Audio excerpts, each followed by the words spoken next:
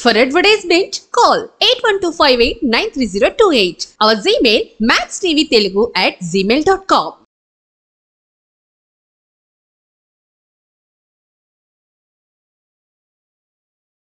నమస్తే, welcome to Max TV. This is Padmavati.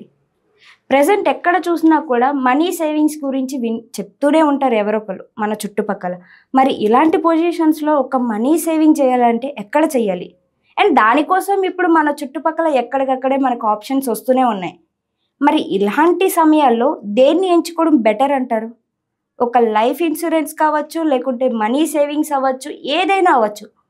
ఇప్పుడున్న సామాజిక మాధ్యమాల్లో ఎక్కడ చూసినా కూడా ఆన్లైన్లో కూడా ఇవి అవైలబుల్గానే ఉన్నాయి. మరి ఇలాంటి సమయాల్లో దేన్ని ఎంచుకోవడం వల్ల మనం ఇంకొంచెం సెక్యూర్గా ఫీల్ అవుతాం?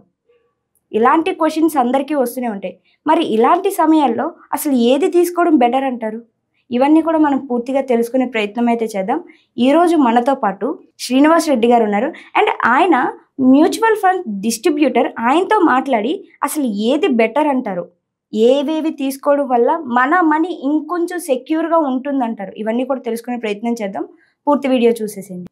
నమస్తే సార్. నమస్తే అండి. సార్, యాక్చువల్గా ఇప్పుడు ఎక్కడికక్కడే మనకి చాలా సేవింగ్స్ వచ్చేస్తూనే ఉన్నాయి. లైక్ బ్యాంక్స్ అవ్వచ్చు, లేకుంటే మనకి పోస్ట్ ఆఫీసెస్ అయ్యి ఉండొచ్చు, లేకుంటే ఇప్పుడు ఇంకా అప్డేటెడ్ అయ్యి మనీ సేవింగ్సెస్లోని మనకి గోల్డ్ సేవింగ్సెస్ కూడా వచ్చాయి.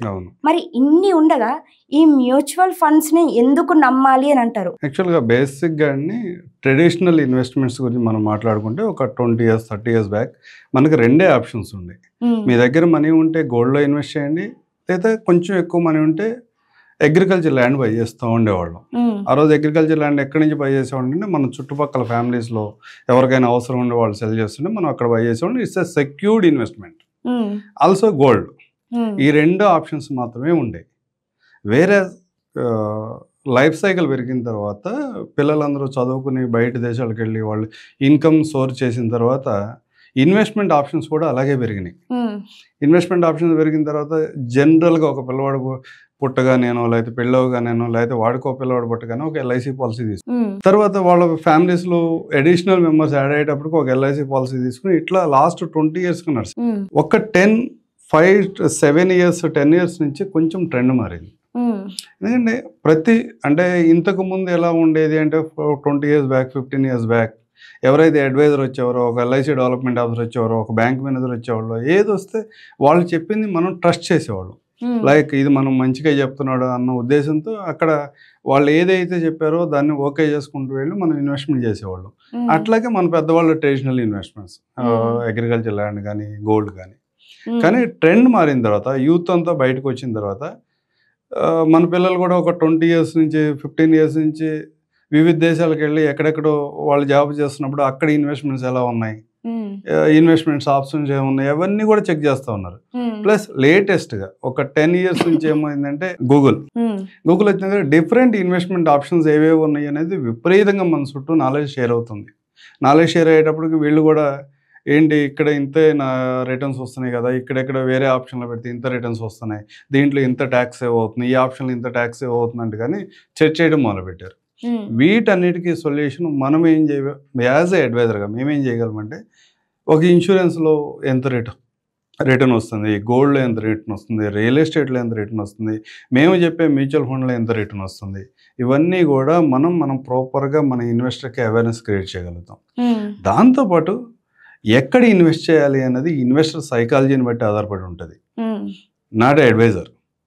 సపోజ్ ఒక డిసిప్లిన్డ్ ఇన్వెస్ట్మెంట్ స్ట్రాటజీ లేకుండా, మనీ స్ట్రాటజీ లేకుండా వెళ్ళే అతనికి నేను మ్యూచువల్ ఫండ్ కానీ స్టాక్స్ కానీ చెప్తే అది అంత వర్కౌట్ కాదు. ఎందుకంటే మేబీ ఫిక్స్డ్ డిపాజిట్ కన్నా, సుకన్య సమృద్ధి కన్నా, ఇన్సూరెన్స్ పాలసీ కన్నా డబుల్ ద రిటర్న్ జనరేట్ చేయొచ్చు.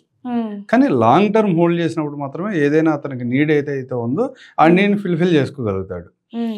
డిసిప్లిన్డ్ మేనర్లో మనీని మేనేజ్ చేయలేనటువంటి వ్యక్తికి నేను మ్యూచువల్ ఫండ్ ఇవ్వటం వల్ల ఉపయోగం ఏం లేదు. అట్లాగే ఒక స్ట్రిక్ట్గా ఈ మనీని ఈ పర్పస్ కోసం ఎలకేట్ చేశాను అన్న పర్సన్ని తీసుకొచ్చి నేను ట్రెడిషనల్ ఇన్వెస్ట్మెంట్స్లో ఇన్వెస్ట్ చేయడం వల్ల కూడా ఉపయోగం ఏం లేదు. ఎందుకంటే ఇతనికి ఆబ్వియస్గా ఓవర్ ద పీరియడ్ మంచి వెల్త్ క్రియేట్ అవ్వడానికి ఛాన్స్ ఉంది. అతన్ని నేను ఏదో కన్జర్వేటివ్ ఇన్స్ట్రుమెంట్స్లో కనుక అతన్ని ఇన్వెస్ట్ చేపిస్తే కనుక నేను రాంగ్ చేసినట్లే. అట్లా కదా అతని సైకాలజీ పూర్తిగా అర్థమైన తర్వాత కూడా ఇతను మనీని ఏమి ఎక్కువ రోజులు హోల్డ్ చేయలేడు, అతనికి రూపాయి అతని చేతిలో కనపడితే ఎక్కడో చోట యూటిలైజ్ చేసేస్తాడు అనుకున్న సైకాలజీ అర్థమైన తర్వాత కూడా నేను మ్యూచువల్ ఫండ్ లాంటి liquidity options, early liquidity options ఉన్న ఇన్వెస్ట్మెంట్ ప్రొడక్ట్స్లో కనుక ఇన్వెస్ట్ చేపిస్తే నేను తప్పు చేసినట్టే. అంటే based on customer psychology, customer requirement, A goal కోసం ఇన్వెస్ట్ చేస్తున్నాడు, ఇవన్నీ కన్సిడర్ చేసిన తర్వాత మనం ఇన్వెస్ట్మెంట్ పోర్ట్ఫోలియోని రెడీ చేయగలగాలి. దాంట్లో అది ఇన్సూరెన్స్ పాలసీ కావచ్చు, లేదా మ్యూచువల్ ఫండ్ కావచ్చు, లేదా సుకన్య సమృద్ధి లాంటి స్కీమ్స్ కావచ్చు, లేకపోతే ఎన్పిఎస్ లాంటి స్కీమ్స్ కావచ్చు. రకరకాల స్కీమ్స్ మార్కెట్లో అవైలబుల్ ఉన్నాయి.